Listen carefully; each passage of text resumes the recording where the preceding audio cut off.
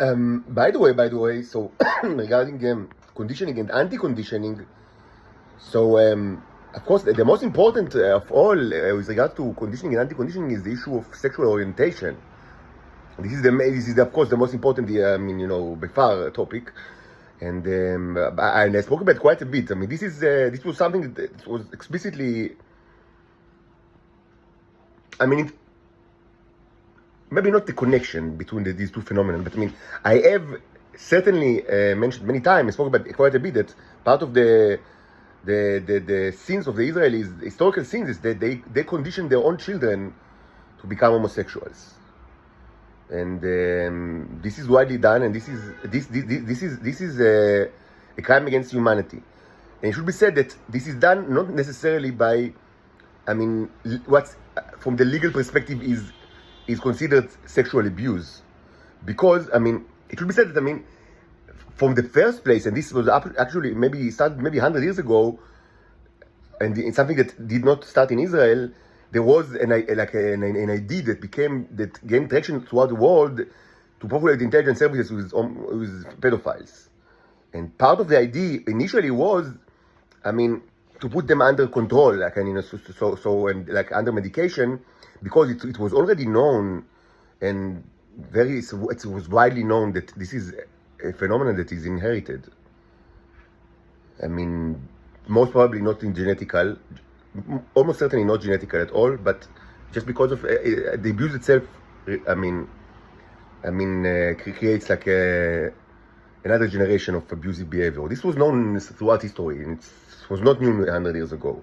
So in order to stop this vicious cycle, people, I mean, all over the world thought about like this idea, like, I mean, that yes, I mean, these people will be like, but what actually happened in Israel, maybe in other places as well, at least I already spoken about it quite a bit. I don't see like why to repeat myself. I just remind you that in Israel it's evident that that the second generation of like the people that founded the country, that many of them were homosexuals and pedophiles, the second generation of these people were also in high percentage homosexual and pedophile. And this is actually interesting because, and as I've said, my estimation is that, I mean, they did not abuse them. I mean, some did, but I mean, not in very high frequency. And something else actually happened here. And I spoke about quite a bit. And as I've said many times, this is, as I see it, this is a curse from God, like a punishment from God, because that's what they did to the Titans. That, I mean, that, they forced them to be homosexuals. So I mean, so as a punishment, their own children became homosexual. And this is a fact. This is not like a theory. This is a fact. But there is a question of what was actually the mechanism, and what I supposed, and is that actually there was not this generation of like all the people that founded the country, they did not actually molest their children to a very large extent, maybe to some extent, but not to a high extent. But they created a culture of homosexuality that is something that is much more difficult to combat, like, I mean, to fight, because, and in our days it's even more difficult to fight it, because in our days it's out of like the public discourse to even discuss, I mean, cultural reasons for homosexuality, because in our time, what's actually people, like, the public opinion is something like a double thought, like a Orwellian double thought, like that.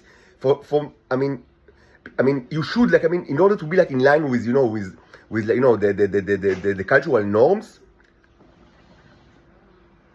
like, you need to believe that it's both biological and non-biological, because I mean, it's not biological because they were, I mean, after 100 years of like, I mean, of research, people didn't find any biological like no genes or no other biological kind of like I mean, factors that, I mean, significantly contribute to homosexuality or pedophilia. So it's not, but I mean, it should. But you are not allowed to speak about cultural influences, because I mean, you must like, believe that it's something that is kind of like outside the control of the person, and that it's dictated like when he's born. So it's like both biological and not biological, like in Orwellian double thought. But of course, this is like the public opinion. I mean, the opinion within the intelligence services of the world, and certainly in Israel, but all over the world, was always the same.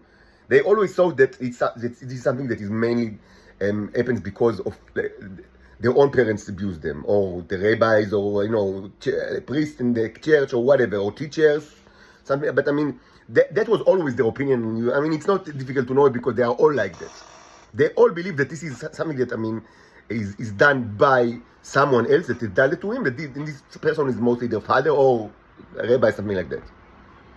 And which is extremely different than I mean, the biological kind of a theory. And of course, this philosophy, and I elaborate on this like in other posts, that much is predicated on this theory, and much cruelty is predicated on this theory, which might be 100% true. I don't say that it's not true. I say that right now, I mean, it's not my place now to say if it's true or not. That's, I mean, I just try to explain how people behave. So, I mean, much is predicated on this sort, and I mean, large part of what I call the Soviet method was predicated just on that. That, I mean, that you can change like the mind of every person. That people are like a clay that you can just mold the way you want. That people are born, with like empty, like blank state, and you can do whatever. I mean, people can. But I speak about it quite a bit in the past, like about this philosophy and how it influenced Israel, in most horrible way. Not that they elect other influences that influence the state in a very bad way. But yes, what probably happened is that these people that founded the country, Moshe. So by the way, Moshe is kind of like a name which is part of according to the hypnosis should it's like a trigger. That's why everywhere I go, I hear Moshe, and just now I understand this is Moshe Dayan, right? I'm right. How does he look? How does he look now? By the way, what's his face? I mean, what's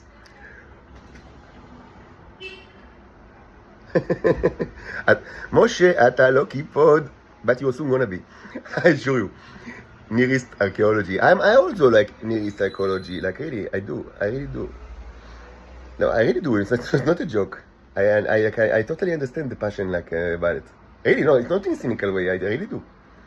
So where were we? So regarding the triggers. What happened is that they this generation of Moshe, they probably some part of it was knowingly, but in some part of it was not knowingly. They created a culture that is subversive in a way that it promotes these issues.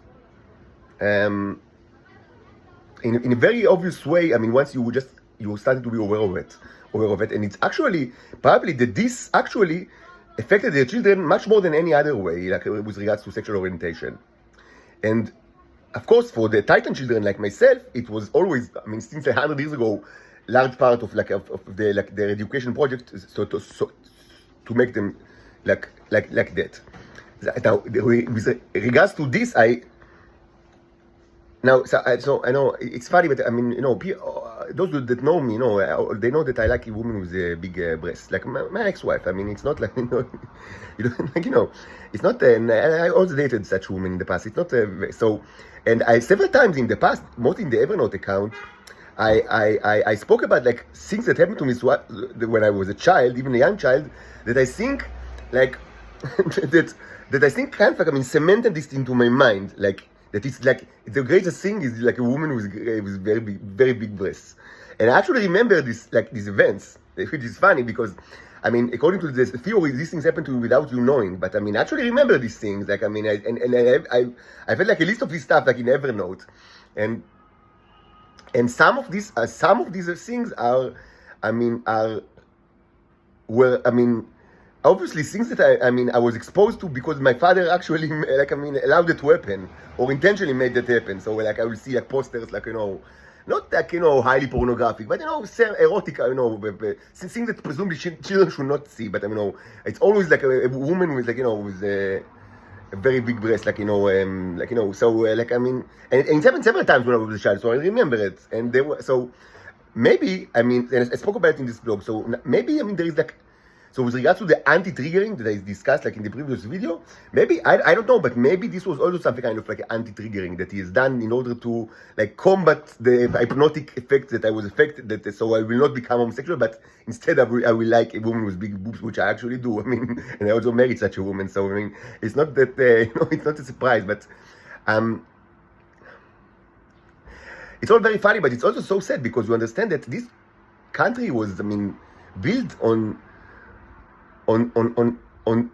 the concept, I mean, on the foundation of that abuse of children is like not only normative, but it's like it's required for the state to exist.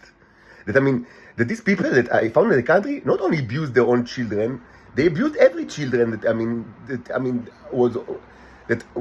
only they could. That's, I mean, and this was like a widespread project, like widespread, like nationwide. I mean, system of children abuse that was enacted and was foundational in the creation of the state of Israel.